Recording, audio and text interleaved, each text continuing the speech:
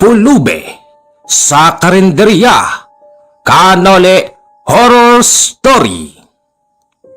Kadalasan, kapag sinabing karinderya sa mga horror story, ang sospek ay may-ari. Pero sa kwento natin, medyo maiiba.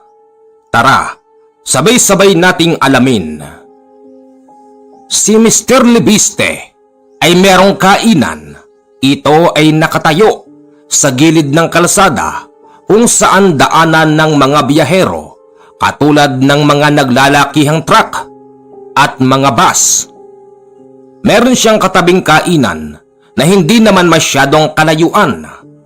Araw-araw siyang gumagastos para sa panibagong lutong pagkain dahil inaasahan niyang marami siyang maaakit na customer. Katunayan, ginandahan pa nito ang burner upang makita ng mga dumadaan. Ang nakapagtataka kung bakit napakasarap naman ng luto ng mga tauhan ni Mr. Libiste. Nakakaakit kung titignan, pero yung mga kumakain, puro nasa kabila at hindi nagpupunta sa kanya. Annalyn! Sir? Ano? Wala pa bang benta? Wala pa, sir. Ano ba naman yan? Puro na lang doon. Sir, narinig ko sa isang tao ang sabi, mukha raw kasing mamahali ng pagkain dito kaya doon sila nagtitipid. Ay ganun ba? Mas gusto pala ng mga tao yung mukhang gusgusin na kainan. Parang ganun na nga po, sir. Nahihiya nga po silang magtanong. Ay nako, dapat pala baguhin natin ng style. Parang ganun nga po. Tao po, pwede po bang makahingi ng pagkain? Wika ng isang pulube sa kanila. Sir, may pulube? Anong gagawin ko sa pulube? Palayasin mo. Kuya, punta na po kayo doon. Hingi lang po ako ng pagkain. Konting-konti lang po, gutom na po ako. Ang pulubing yun ay nakaluhod pa, nagmamakaawa habang humihingi ng makakain sa kanila. Ang ginawa ni Mr. Libiste, nilapitan yung pulube at sinabing, "Gusto mo ng pagkain? O heto!" Sinipa ni Mr. Libiste ang pulube, kaya ito agad na natumba. "Lumayas ka rito! Malas na nga ang araw na ito, dinadagdagan mo pa!" Sigaw ni Mr. Libiste sa pulube at nakita yon ng mga kumakain sa kabila. Sabi nga ng mga tao doon, utod ng kasamaan ng ugali si Mr. Libiste.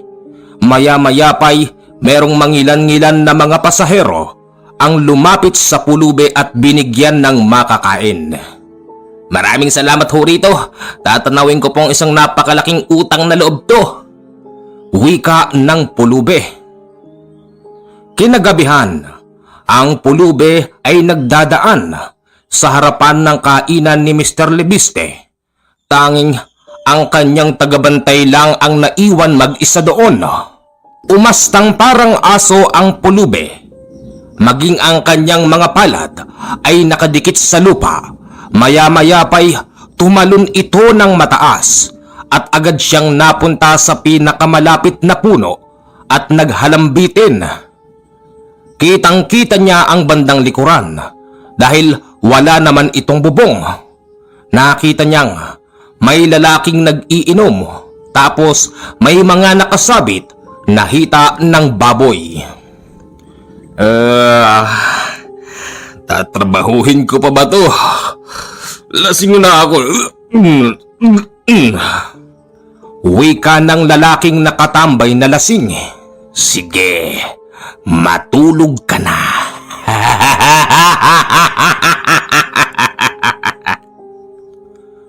Tawa ng pulube.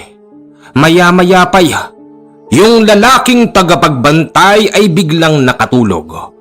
At ito naman ang ginawang pagkakataon ng pulube.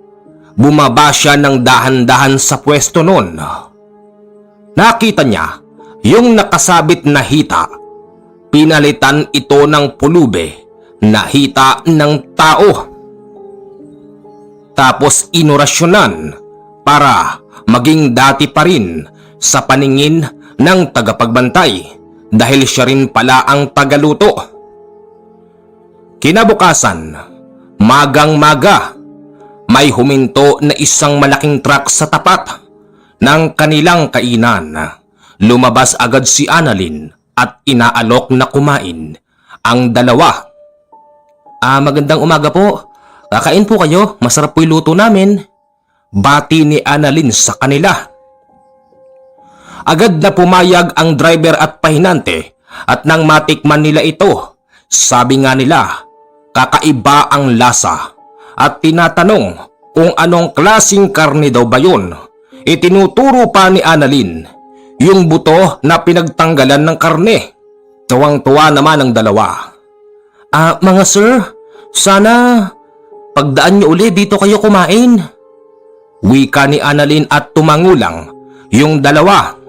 Nang dahil sa tuwa ng driver at pahinante, pinasobrahan pa ng kaunting pera yung kanilang binayad. Makalipas ang isang oras, may humintong ordinary bus. Mula sa kanilang pinagparadahan ay amoy na amoy yung napakasarap ng luto ng tauhan ni Mr. Lebiste. Kain na po kayo? Wika ni Annalyn. Kain na po kayo mga boss. Masarap po dito yung luto namin. Sige na at meron pang discount. Wika ni Mr. Lebiste sa mga customer. Maya-maya pa dahil sa bango ng kanilang luto, nagtungo roon ang 4 na lalaki upang tikman yung kanilang luto at nagtanong pa kung gaano ba ito kamahal. Ayon kay Mr. Lebiste, napakamura lang ng kanilang paninda. Sa tingin lang mukhang mamahalin dahil nga mukhang mamahalin yung kanilang kainan at malinis. Sarap ah! Wika ng isang customer. Dahil sa nasarapan kayo, may discount. Natuwa ang mga customer. Simula nung mga oras na yon ay halos sunod-sunod na ang dating ng customer sa kanila. Tila ba natabunan na yung kabila dahil hindi na nila gusto yung pagkain at para bang merong anting-anting sa kainan ni Mr. Lebiste na nang-aakit ng mga customer. Sa loob ng maghapon marami silang naibenta, halos naubos ang kanilang paninda. Annalyn, sir? Napakasarap pala ng pagkain natin ngayon. Saan ba nabili yung hita ng baboy? Sir, sa Katayan lang po. Nasaan na yung taga-karne? Wala pa sir Baka po umiinom na naman. Hindi bale. Malaki benta natin ngayon. Heto, kunin mo. At kapag dumating yung taga-karne, ibigay mo ito. Sir, sobra-sobra po yata ito. Hayaan mo na. Importante, masarap yung luto. Sige na. At mamamaya, palengke ka na bago magsarado. Sige po, sir. Paglabas ni Mr. Lebiste sa kanyang kainan, ang pulube ay naroroon. Nakabuka ang kanyang mga palad habang nakangiti kay Mr. Lebiste. Sir, palimos po! Palimos po! Ay, ikaw na naman! Ako'y napupuno na ako sa'yo. Halika nga rito. Naglabas ng baril si Mr. Lebiste at nagtatakbo yung pulube. Sa pag-aakalang hindi na babalik ang pulube, nagawa niya itong takutin at putukan ng isang beses pero hindi niya pinatatamaan. Sama ng ugali mo. Salbahe ka! Wika nung pulube. Kinagabihan, ang pulube ay naglalakad. Nakakita ito ng kapwa niya pulube. Nilapitan niya ito at agad niyang dinukot ang puso nun. Kinatay niya ang kapwa niya pulube at kinuha yung parting malaman. Para sa'yo to, Mr. Lebiste. Wika nung pulube. Katulad ng dati, nag-astang aso na naman siya at tumalon sa malaking puno at nakita niyang yung tagaluto ay lungay-ngay na. Tulog na pala ito dahil sa kalasingan. Yan, ganyan. Hindi ko na kinakailangan pang magpakawala ng pampatulog. Wika nung pulube. Kinabukasan, eto na naman ang napakasarap na pagkain. Dumaan ang mga truck. Sa kanila kumain yung driver at pahinante. Dumaan ang 2 bus. Sa kanila kumain. Hanggang sa nung hapon na, may dumaan na isang bus na iilan lang ang laman. May bumabang 4 na lalaki at ang isa doon ay kaibigan ni Kanole. Manong, baka naman iwanan mo kami. Wika ni Maynard sa driver ng bus. Hindi ho, sige ho, kumain lang kayo dyan. Sige. Bango saan ba yun? Sir, dito po yun. Dyan pala. Sige, kakain ako dyan. Nang nakaupo na si Maynard, naglabas ito ng kalamansi at sili at nang patakan niya yung masarap na pagkain ay nagulat siya. Ano to? Iha, halika nga dito. Sir, bakit po? Bakit naghahanda kayo ng karne ng tao? Hindi ho. Karne po yan ng baboy. Ayun pa po yung butong pinagtanggalan, no? Nang tignan ni Maynard yung tinuturo ng babae, akala niya'y hita ng baboy. Pero nang lapitan niya, makikita mo yung bukong-buko ng tao na merong dumi-dumi pa. Iha, eto ba'y hinahanda nyo? Opo sir, binibili ko pa po yan sa palengke. Sa karnihan po. Ganun ba? Habang malakas ang boses ni Maynard kanina, napatingin ang mga tao. Pero ganun pa man, sinabihan niya yung mga tao na wag nang kumain dahil kakaiba ang karne na kanilang hinahanda. Nag-alisan na ang mga yon at si Maynard ang nagbayad sa kanila. Iha, isarado mo na to. May oras pa po sir, sayang baka may kumain pa. Sarado mo na to, Iha. Bakit po? Nandyan po si sir. Ano hong meron? Mukhang narinig ko kanina nagwawala kayo rito sir. Ano ho bang problema? Ikaw ba ang may-ari nito? Bakit po? Hoy, dapat sa'yo makulong habang buhay. Bakit ho sir? May kasalanan ba ako? Meron. Naghahanda ka ng karne ng tao. Ano hong ibig niyong sabihin? Hindi ho kami ganyan. Ang hinahanda po namin dito purong baboy, isda at gulay. Ganon. Tignan mo to. Nang ituro ni Maynard sa matanda yung karning hindi niya kinain, kitang-kita niyang ibang-iba ang laman nun kaysa sa mga karne ng baboy at manok. Annalyn, bakit? Ganito to? Hindi ko nga po alam sir. Kung iisa-isahin natin, yung klase ng karne ay maitim na medyo mapula at may amoy. Kabaligtaran sa naaamoy ng ibang mga tao na sobrang bango. Yung amoy nun ay parabang nabubulok na laman ng tao. Ano? Dapat sa'yo makulong. Halika't dadaling kita sa police station. Teka lang sir. Teka lang. Wala ho akong kinalaman dyan. Maya-maya pa ang pulube ay dumaraan at nagwika ito ng, "Tingin nga pong pagkain." Annalyn, ibigay mo nga ito sa pulube. Bastos kang talagang matanda ka, no? Ganyan na nga yung pinakakain mo sa mga customer mo. Tapos bibigyan mo pa yung pulube. Halika. Tingin nga pong pagkain. Hoy, huwag kang humingi ng pagkain dito. Puro... Natigilan si Maynard dahil nang magkatitigan sila ng pulube, napansin niyang merong kakaiba rito. Binitawan ni Maynard si Mr. Lebiste at sinabing, "Magkakilala ba kayo ng pulube?" Hindi. Bakit? Nako, sir. Binaril ako niyan kahapon. Ganun ba? Teka, saan ka ba nakatira? Sir, ako na siguro yung taong may pinakamalaking tirahan. Lahat ng nakikita mo, akin yan.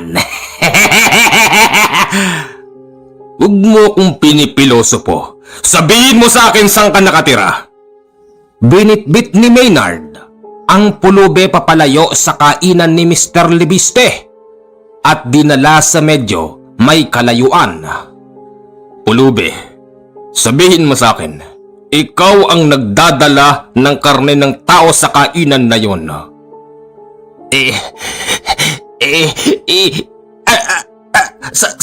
Salbahe siya. Salbahe siya. Ganon.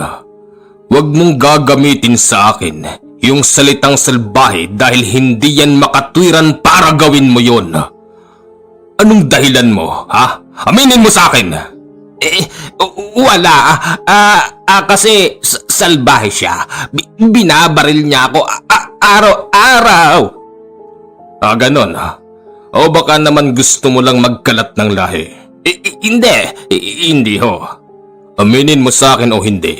Aswang ka, di ba? Oho. Pero Sabi ko na nga ba?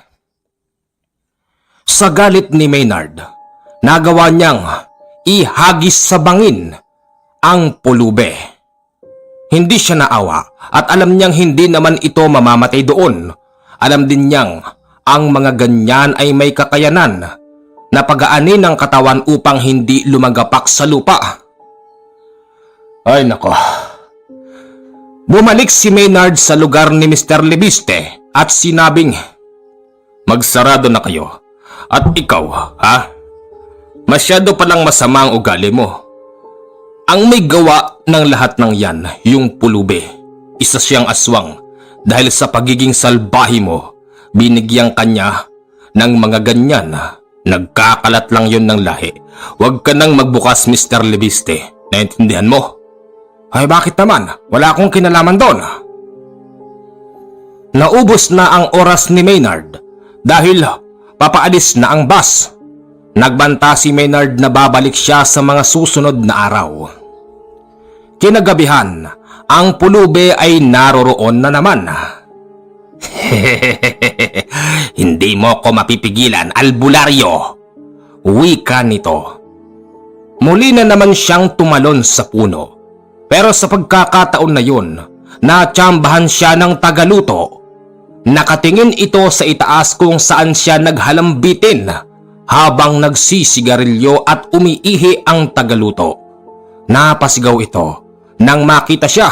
Agad na kinuha ng tagaluto yung kanyang itak at itinutok sa kanya.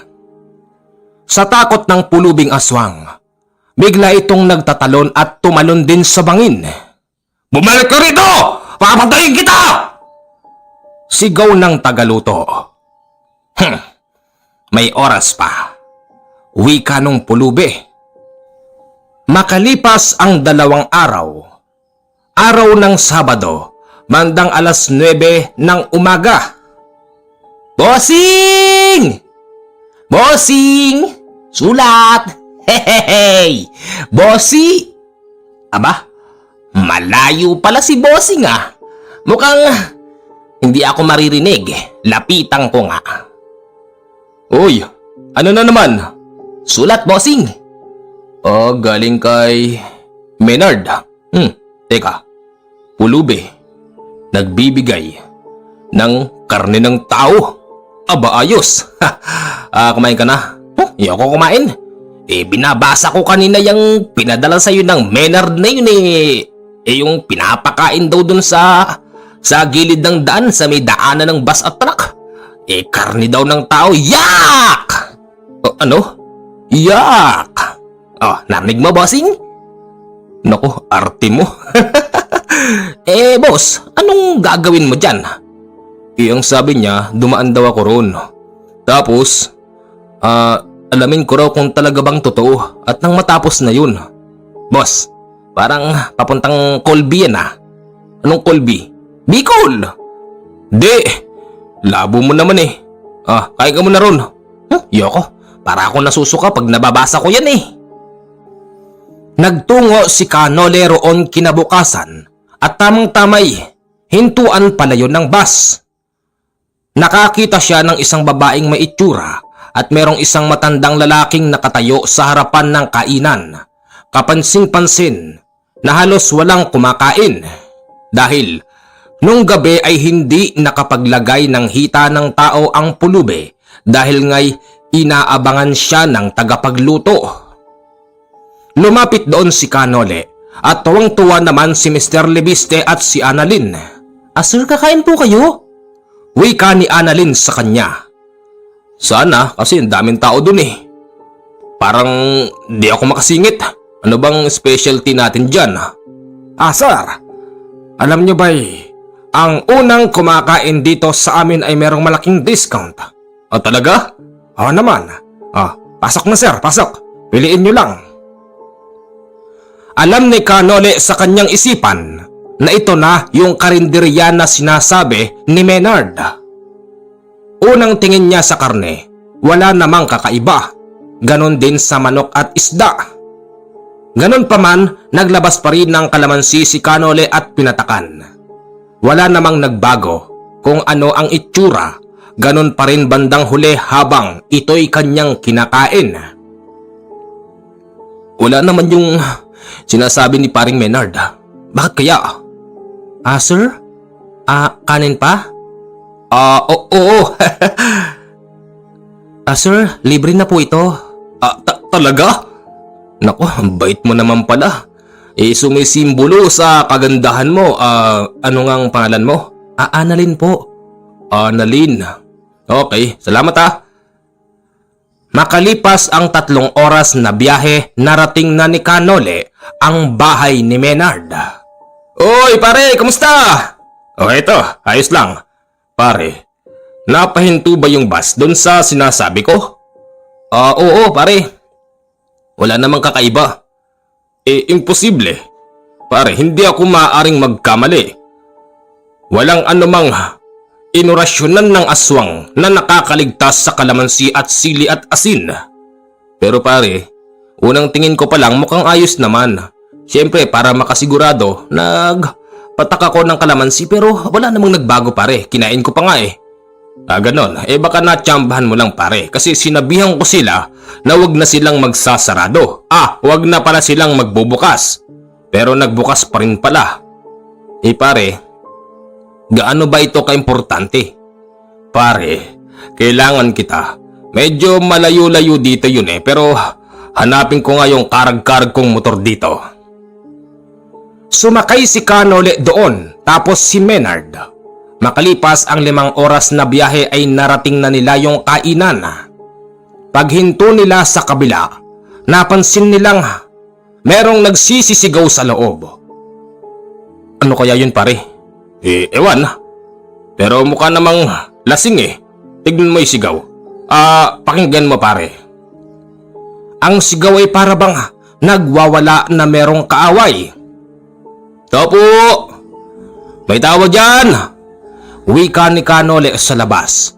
Maya-maya pa'y may lumabas na lalaki at nagwika ng, nakita nyo ba yung pulube? Pulube? Wala naman ho sir. Sagot ni Maynard. Teka sir, bakit aanhin nyo yung pulube? Yung pulubeng yon ang dahilan kung bakit nagiging karne ng tao yung naihahanda namin dito at sinasamantala niya ang pagkakataon habang natutulog ako ng lasing. Pinapalitan niya ng karne ng tao yung nakasabit na lulutuin ko. Kung ganon, dapat pala yung pulubing yan ay hanapin natin pare. Saan natin matatagpuan yun? Palagay ko'y pagala-gala lang dito yun. Sabi nga niya sa akin, lahat daw ng nakikita ko ay bahay niya. Edi, tama nga. Pagala-gala lang dito ang pulubing yun. Kaninang hapon, ang pulubing yun ay nakita kong palakad-lakad dyan. Hindi ko lang magalaw-galaw dahil maraming tao. Habang sila'y nag-uusap, si Mr. Lebiste ay dumating. "Sino bang mga tao dyan sa loob?" wika nito sa labas. Lumabas si Canole at si Menard, tapos ang kanyang tagapagluto. "Anak ng asong walang bayag! Sino tong mga to? Magnanakaw kayo, no? At ikaw, sabi ko na nga ba, niloloko mo ako?" "Boss, hindi ko ho kayo niloloko." "At bakit hindi? Anong karapatan mong magpapasok ng tao ng ganitong oras?" Nang dahil sa sinasabi ni Mr. Lebiste, hindi na nakapagpigil si Menard. Sinakal niya ang matanda at isinandal sa lamesa. "Ikaw matanda ka, hindi mo ba ako natatandaan ha? Ako si Menard yung nagsasabing, yung hinahanda nyo ay purong karne ng tao. Halika nga rito, buwisit kang matanda ka." Hinagis ni Menard sa labas si Mr. Lebiste. Tapos, yung kanyang mga tagaluto ay lumabas din at pinipigil si Menard. Maya-maya pa, Pahingi nga pong pagkain! pagtingin ni Canole sa nagsasalita sa bandang madilim, kitang-kita niyang may bitbit ito ng hita ng tao. Gustong magsalita ni Canole ng masama, pero pinipigil niya ang kanyang sarili. Agad niyang tinakbo yung pulube, pero nagtatakbo din yon at tumalon sa bangin. Napahinto si Canole dahil hindi siya pwedeng tumalon doon. Baka mamaya mapano pa siya. Menard, tigilan mo na yan."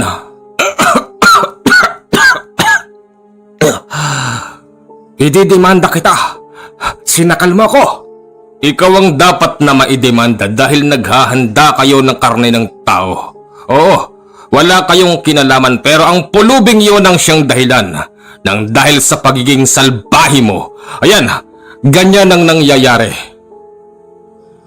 Nang dahil sa sinabi ni Menard ay natigilan si Mr. Lebiste. Ginoo, wala talaga kaming alam dyan eh.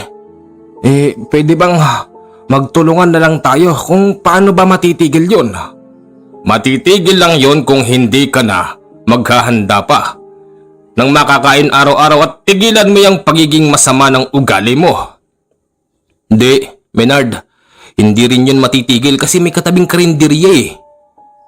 Baka mamaya doon naman lumipat yun. Matitigil yan kung hahanapin natin ang pulubi." Sige, saan ba tumalon yun?" "Diyan, sa bangin." "Abangan natin magdamag. Hoy tanda, eto ang tandaan mo. Kung tutuusin wala namang kaming dapat na pakialam dito. Pero dahil sa kaming mga albularyo, meron lang din naman kaming kaunting concern sa mga kumakain ng hinahanda nyo. Dahil kapag naging aswangang mga yan at kumalat ang lahi, sakit din ng ulo namin yan. Tandaan mo yan ha, tanda." Sir, oho." "Mabuti naman at nagkakaintindihan tayo." Inabangan nila magdamag na magpakita ang pulube hanggang sa nakatulog na lamang si Menard. Si Mr. Lebiste naman ay nakatulog sa kanyang sasakyan habang yung tagaluto ay alertong. Palingalinga ang mata at meron pang hawak na 2 itak. "Kapag nakita ko yan, titigpasin ko ang ulo ng pulubing yan," wika nung tagaluto.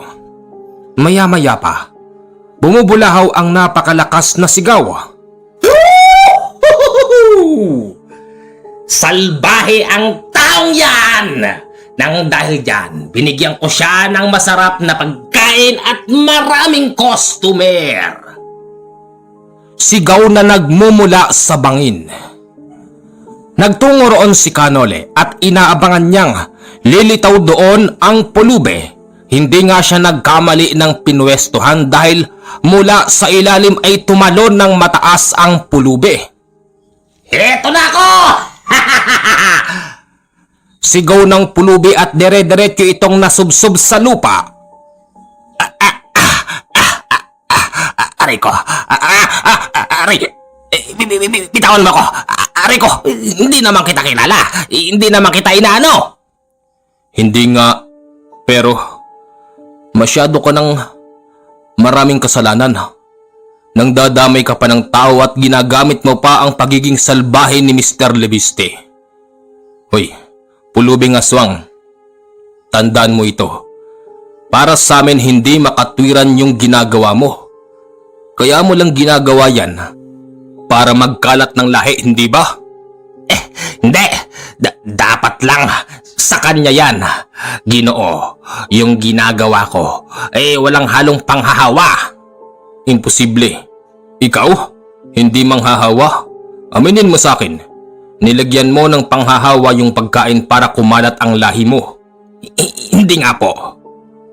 Sa galit ni Mr. Lebiste, kinuha niya ang kanyang baril at pinutukan ng isang beses sa ulo yung pulube, pero nagulat siya dahil yung bala ay tumalbog at tumama sa kanyang tagapagluto. Buti na lang sa bandang hita yun tumama. Itigil mo yan! Hindi yan tatalab! Wika ni Kanole. Yung tagapagluto ay agad na isinugod sa ospital ni Mr. Lebiste. Ngayon eto ang problema. Lumalabas na binaril ni Mr. Lebiste ang kanyang tauhan nang dahil doon nasampahan pa siya ng kaso dahil ang kanyang baril ay hindi lisensyado. Sinasabi naman ng tagaluto na aksidente lang ang nangyari, pero hindi ito makatwiran sa mata ng batas, lalong-lalo na kung hindi lisensyado ang gamit na baril ni Mr. Lebiste. Ang pulubi naman ay pansamantalang kinakausap ni Maynard at ni Kanole at sinabi nito ang lahat ng ginawa niya sa mga nakaraan. Utod ka naman pala ng kasamaan ng ugali. Pare, tuluyan na natin to. Pulubi, gaano kasigurado yung sinasabi mong walang panghahawa yun? Kasi Ginoo, napapansin ko araw-araw, walang kumakain kaya binigyan ko ng masarap na makakain para kumita naman ng matanda para maging mabait siya sa akin, para hindi niya ako binabaril. Ganon. Ang ganda sana ng katwiran mo pero wala kaming tiwala sa mga katulad nyo. Siguro pare dapat to baldaduhin para hindi na maulit. Oo tama, babaldaduhin kita ngayon. Ginawa ni Maynard, pumulot ng matigas na bagay at walang tigil na pinaghahampas ang lulod ng pulubing aswang. Baldado ang aswang. Pagkatapos ng pangyayaring yon, natigilan na si Maynard. Hinagis pa ni Maynard yung pulube doon sa mismong bangin. Alam niyang hindi ito mamamatay doon. Tama lang yung ginawa ko pare, dahil dyan siya nakatira. Kung tutusin, baka may mga kamag-anak dyan yan Mas pinipili niya lang na umakyat dito para manghawa. Pare, medyo malayo ako Ikaw ang makakasubaybay. Sa palagay mo, yung makakakain magiging aswang? Hindi ko rin malaman. Pare, ganito na lang.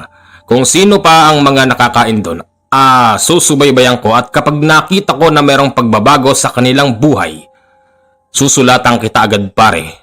Para tanggalin natin yan. Pare, pwede mo ba akong bigyan ng halamang Javier? Ikukonsulta ko muna pare kay isang kay Lihim, kung pwede. Sana pare pwede, para kahit ako na lang ang gumalaw, mapakain ko ng katas ng halamang Javier yung mga biktima nila. Di sige pare. Paano? Mag-aabang ako ng bus papauwi. Kasi marami din akong ginagawa Sige pare. Maraming salamat at napaunlakan mo ang pag-anyaya ko sa iyo dito. Sige pare. Mga kababayan, isang magandang araw po sa inyong lahat. Pasensya na po kayo kahapon kung wala tayong upload dahil sobrang abala ko. Sana'y ang kwentong to ay inyong nagustuhan. Inuulit ko, bukas ng gabi, meron na po tayong upload sa isa nating channel na Misteryo ng Bayan. Dahil meron na po tayong narrator doon. Sana'y inyong suportahan. Maraming salamat po at mabuhay po tayong lahat.